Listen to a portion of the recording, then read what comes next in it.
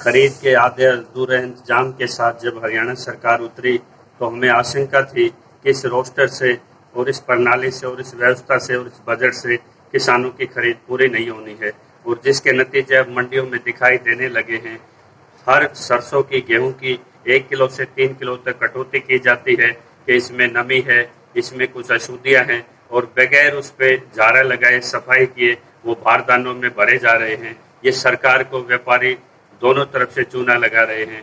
कहीं हजारों ट्रक अन्य राज्यों से सरसों के जो किसानों ने खुद निगरानी करके पकड़े हैं, और जिस पे हमारे भारतीय किसान यूनियन के जिला अध्यक्षों ने अपने नंबर जारी किए हैं।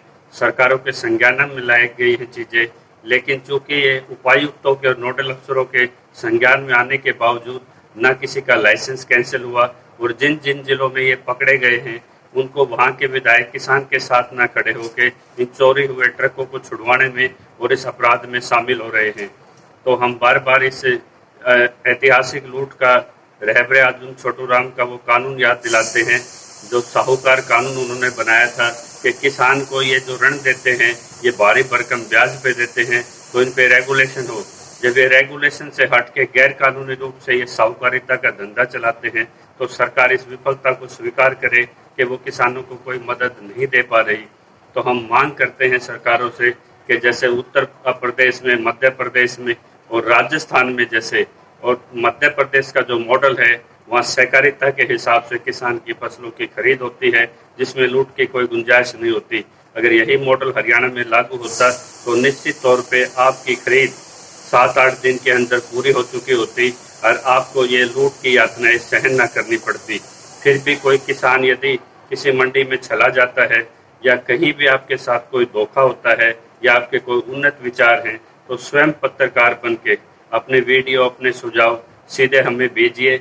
You are watching Hind Kesari news channel, ये आपका चैनल है और ये सीधा नागरिक पत्रकारिता को आधार पे ये शुरू किया गया है ताकि जो मेहनत कश हैं, जो 65 करोड़ जनता है वो अपनी आवाज़ सीधे सरकारों तक बुलंद कर सके, अपने साथियों तक ये पैगाम पहुंचा सके। क्योंकि जहाँ पे नेशनल मीडिया चुप होता है वहाँ पे हिंद केसरी न्यूज चैनल सदैव आपके साथ खड़ा होता है।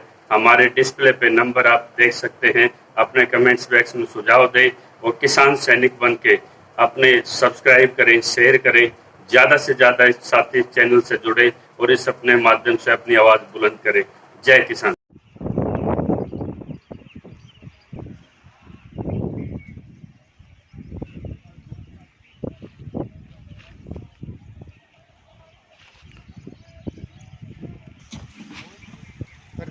आपने 1 फुट ऊपर तो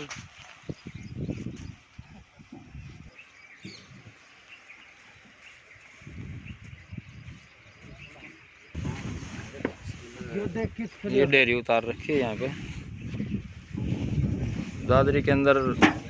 मंडी के अंदर अनियमितताओं का जितना बोलबाला है कहीं पे नहीं है। रोजाना कम से कम सैकड़ों गाड़ियाँ आ रही हैं और प्रशासन यहाँ पे आंख मूंदे हुए है, जबकि किसान संगठन और किसान इस गोरख धंधे के ऊपर लगाम लगवाने के लिए पुरजोर कोशिश कर रहे हैं। लेकिन यहाँ के स्थानीय सेक्रेटरी जो पूरी कमान संभाले हुए और अपने आप में वो स्थानीय जनप्रतिनिधि का रिश्तेदार बताकर पूरा भी स्टॉक से बताओ। स्टॉक भी है यहाँ पे? हाँ स्टॉक है सुरेश सनोफ केर सिंह का। वो किस साइड है? जो मेन रोड के ऊपर ही है। उसके ऊपर किसी ने, आपने किसी को जानकारी दी? अभी तक तो नहीं दी थी, अब पता लग गया, अब लग गया है। अच्छा, पता लग गया है। तो पुलिस प्रशासन को कोई जानकारी नहीं दी अभी? पुलिस प्रशासन को भी अभी बताया था। वो क्या बोले? वो बोले अभी कार्रवाई करेंगे। नहीं, वहाँ कोई अधिकारी नहीं भेजा? अभी नहीं गया। यानी कि बात दबाने की कोशिश। इसके दो के अलावा कोई और भी आया है यहाँ पे? यहाँ कोई और भी आया 2 गाड़ियों से अलावा? ना, और कोई नहीं आया। 2 ही गाड़ियाँ आई थी आज? हाँ। प्रतिदिन आती होंगी ऐसे? दिन में कोई गाड़ी ना हो तो ये रात को आती हैं? पता को नहीं खबर। चलो, स्टॉक का कंफर्म है। हाँ। लेकिन अब किसान यूनियन पदाधिकारियों कैंसिल हुआ, न ही किसी दोषी अधिकारी पर कार्रवाई हुई। बड़े स्तर पर यह गोरख धंधा जारी है जिसमें मार्केटिंग सचिव से लेके मंडी के सभी नोडल अधिकारी को संज्ञान होने के बावजूद उनका संरक्षण जारी है। इस बारे में भारतीय किसान यूनियन के पदाधिकारियों की सुनिए, क्या है आप बीती। भारतीय किसान यूनियन जिला अध्यक्ष चरखी दादरी जगबीर गसोला।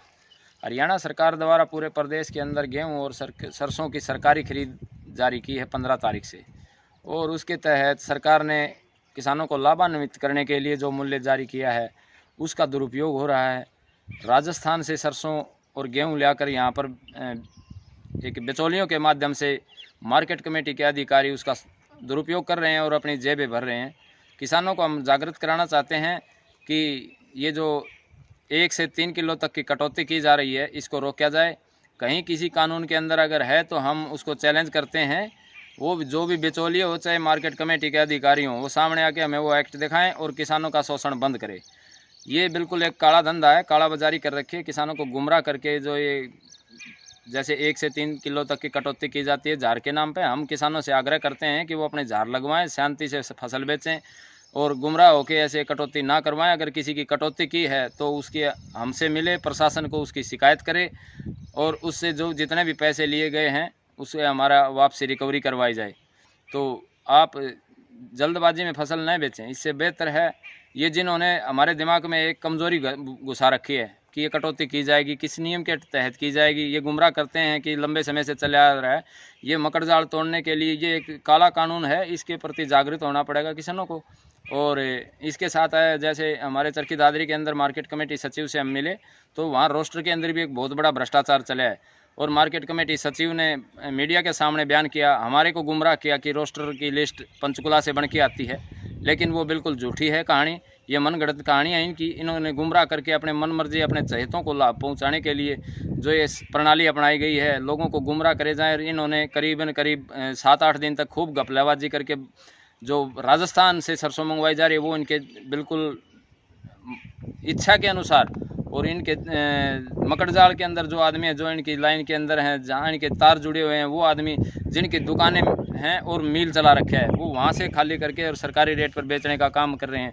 मौके के ऊपर भी जिंजर में एक गाड़ी पकड़ी गई, मंडी के अंदर पकड़ी गई, उसके बाद मिल के अंदर 6 ट्रक पकड़े गए, रास्ते में चलते ट्रक पकड़े गए, जावा मंडी के अंदर 2 टाटा गाड़ियाँ पकड़ी गई।